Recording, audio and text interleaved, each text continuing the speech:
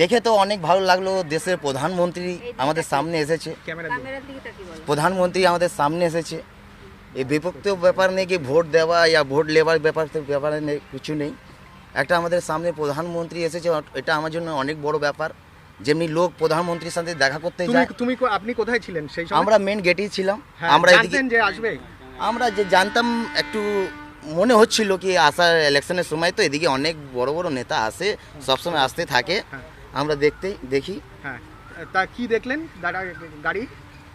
গাড়ি দিয়ে প্রধানমন্ত্রী নেমেছে সোজা এসে হঠাৎ করে গাড়ি দাঁড়ালো, প্রণাম করলো, প্রণাম করে ফির ওয়াক করে আসলো, তারপরে নৌকোতে গেল, নৌকোতে ঘুরলো। কটা নাগাদ এসেছিলেন?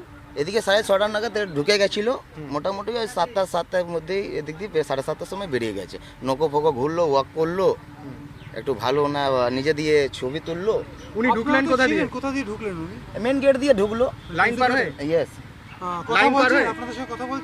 আমাদের সাথে কথা বলিনি, অনেক লোক ছিল, শুধু আমি একা তো নেই, এদিকে অনেক লোক ছিল। আমরা তো দেখে অবাক হয়ে গেছি, তাকে প্রধানমন্ত্রী এসে গেছে, রিয়েলি এটা বিশ্বাস হচ্ছিল না। এটাই একটা আমরা ঝটকা লেগেছে। আমরা ঘুম দিয়ে উঠলাম, আমরা ফুটপাথে থাকি, ঘুম দিয়ে এক ব্যাগ উঠে দেখি প্রধানমন্ত্রী নিজের। আমি ভাবছি এটা স্বপ্ন দেখছি না এটা রিয়েলি। আচ্ছা, আপনি তো প্রথম দেখলেন গাড়িটা?